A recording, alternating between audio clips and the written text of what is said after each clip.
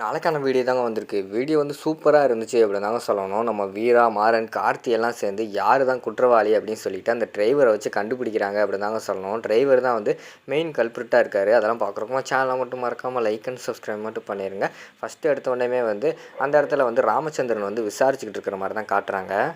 டேய் கார்த்தி, பொறுப்பை எல்லாமே வந்து நான் உங்ககிட்ட தான்டா கொடுத்தேன், ஏன்டா இப்படியெல்லாம் பண்ணேன் அப்படிங்கிற மாதிரி கேட்காங்க. அப்பா நான் எதுக்குப்பா இப்படியெல்லாம் பண்ண போகிறேன், நம்ம கடையோட மானத்தை நான் இப்படியெல்லாம் வாங்குவேனா, நான் வந்து இப்படியெல்லாம் பண்ணலப்பா, உண்மையாகவே வந்து இதுக்கும் எனக்கும் எந்த சம்மந்தமே கிடையாது அப்படிங்கிற மாதிரி வந்து கார்த்தி வந்து சொல்லிக்கிட்டு இருக்காரு. டேய் எப்படி நீ இப்படி சொல்லலாம், இந்த கடையில் வந்து பொருள் வாங்குறது எல்லா டிபார்ட்மெண்ட்டையுமே உன் கையில் தானே கொடுத்தேன், அது மட்டும் இல்லாமல் அன்னைக்கு அவர் வந்து ட்ரெஸ்ஸு வேணும் அப்படின்னு சொன்னப்போ உன்ட்ட தான்டா போய் எல்லாத்தையுமே பார்த்துக்கிற சொன்னேன், நீ இப்படி பண்ணலாமா அப்படிங்கிற மாதிரி வந்து ராமச்சந்திரன் கேட்டுக்கிட்டு இருக்காங்க. அப்பா இதுக்கும் எனக்கு எந்த சம்மந்தம் கிடையாதுப்பா, நான் அன்னைக்கு பார்த்தப்ப நல்ல குவாலிட்டியாக தான் இருந்துச்சு, ஆனால் இந்த துணி எப்படி வந்துச்சு அப்படின்னு சொல்லிட்டு எனக்கு தெரியலப்பா, இந்த துணியை போய் யாராவது வாங்குவாங்களாப்பா, நான் வாங்குவேனா அதுவும் அப்படிங்கிற மாதிரி சொல்லிக்கிட்டு இருக்காங்க.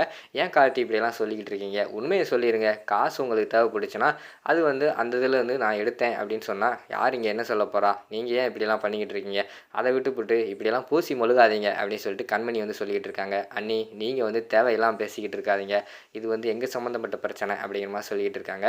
டேய் என்னடா, அவளும் வந்து இந்த குடும்பத்தில் ஒரு ஆள் தான் சரியா, அதனால் வந்து அவள் சொல்கிறது கேளு, என்னத்தை நீ காசு கேட்ட, ஏதோ காசுங்கிறாளே என்னடா காசு அப்படின்னு சொல்லிட்டு அந்த இடத்துல ராமச்சந்திரன் வந்து கேட்குறாங்க. அது வந்து மாமா இவருக்கு வந்து ஏதோ 5 லட்ச ரூபா காசு வேணுமா, அதனால் வந்து அந்த காசை வந்து என் புருஷன்கிட்ட தான் வந்து கேட்டுக்கிட்டு இருந்தார், நீங்கள் வேணால் கேட்டு பாருங்களேன் அப்படிங்கிற மாதிரி சொல்லி போட்டு விட்டுறாங்க. என்னடா சொல்கிற, 5 லட்ச ரூபா காசு வேணுமா, உனக்கு என்னடா 5 லட்ச ரூபா காசு அப்படின்னு சொல்லிட்டு ராமச்சந்திரன் வந்து கேட்டுக்கிட்டு இருக்காங்க. அப்பா அது வந்து ஒரு விஷயமா வேணும் அப்படிங்கிற மாதிரி சொல்லிக்கிட்டு இருக்காங்க. டேய் ராகவா என்னடா 5 லட்ச ரூபாங்கிறான், உன்ட்ட கேட்டானாடா அப்படிங்கிற மாதிரி கேட்காங்க.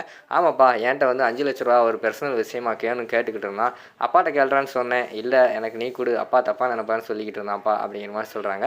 பார்த்தீங்களா மாமா, இதுதான் காரணம், இவர் வந்து 5 லட்ச ரூபா காசு வேணும்னு சொல்லிட்டு அந்த குவாலிட்டியில் வந்து இப்படி பண்ணிட்டாரு அப்படிங்கிற மாதிரி சொல்லிட்டு கண்மணி வந்து சொல்கிறாங்க. டேய் கார்த்தி, நம்ம கடைக்குன்னு சில விதிமுறையெல்லாம் இருக்குடா, எந்த காலத்துலையுமே வந்து நம்ம குவாலிட்டிக்கு வந்து எப்போயுமே பஞ்சம் வைக்க மாட்டோம், ஆனால் இந்த டைம் இப்படியெல்லாம் பண்ணுவேன்னு சொல்லிட்டு நான் எதிர்பார்க்கலடா, அது மட்டும் இல்லாமல் ஸ்கூல் பசங்களுக்கு போகிற ட்ரெஸ்ஸுடா, இப்படிலாம் பண்ணலாமா அப்படிங்கிற மாதிரி சொல்லிக்கிட்டு இருக்காங்க. அப்போ வந்து வீரா வந்து சொல்கிறாங்க, மாமா ஒரு நிமிஷம் இருங்க மாமா, என்னதான் இருந்தாலும் கார்த்தி அப்படி பண்ணியிருக்க மாட்டார், எங்கேயோ தப்பு நடந்திருக்கு, அதை நம்ம விசாரிப்போமே அப்படிங்கிற மாதிரி சொல்கிறாங்க.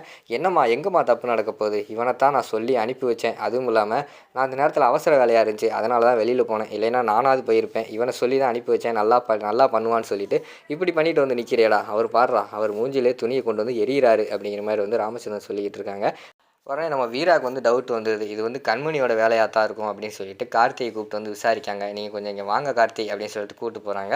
சொல்லுங்க நீ அப்படிங்கிற மாதிரி சொன்னோடனே, நீங்கள் அன்றைக்கி ட்ரெஸ் வாங்க போனீங்களே உங்கள் கூட யார் வந்தா அதை சொல்லுங்கள் அப்படிங்கிற மாதிரி சொன்னோடனையும், இங்கே வந்து ஒரு டிரைவர் இருக்கார்ல, புதுசாக ஒரு டிரைவர் இருந்தார், அவர் தான் என் கூட வந்தார் அப்படிங்கிற மாதிரி சொன்ன உடனேயுமே வந்து வீராக்கும் நம்ம மாறனுக்கும் வந்து தெரிஞ்சு போச்சு, எல்லா வேலையுமே அவன் தான், அவன் ஆல்ரெடி வந்து கண்மணியோட ஆள், அவன் தான் எல்லா வேலையும் பண்ணியிருப்பான் அப்படிங்கிற மாதிரி சொல்லிட்டு அவரை கூப்பிட்டு போனீங்களே, அவர் கூப்பிட்டு போன பிறகு என்ன நடந்துச்சு அப்படிங்கிற மாதிரி சொன்னோடனே அவர் கூட்டு போய் ட்ரெஸ் எல்லாம் வாங்கினோம், அவரும் அந்த ட்ரெஸ்ஸு குவாலிட்டி செக் பண்ணி வாங்குவோம்ல அந்த இதில் அவரும் இருந்தார், எல்லாம் பேசிக்கிட்டு தான் இருந்தார் அப்படிங்கிற மாதிரி சொன்னோடனையும், சரி இப்போ அந்த டிரைவரை கூப்பிட்டு விசாரிச்சா எல்லா உண்மையும் சொல்லிட போகிறாரு அப்படிங்கிற மாதிரி சொல்லிவிட்டு டிரைவரை கூப்பிட்டு அடி வெளுக்கிற மாதிரி தான் காட்டிக்கிட்டு இருக்காங்க நம்ம மாறன் கார்த்தி எல்லாம். அவர் வந்து நான் ஒன்றும் பண்ணலைன்னு சொல்லிட்டு ஃபஸ்ட்டு வந்து எதுவும் பண்ணாத மாதிரி தான் சொல்லிக்கிட்டு இருக்காரு, அடுத்து கடைசியில் பார்த்தா அடி தாங்க முடியாமல் வந்து உண்மையை சொல்கிற மாதிரி தான் காட்டிக்கிட்டு இருக்காங்க.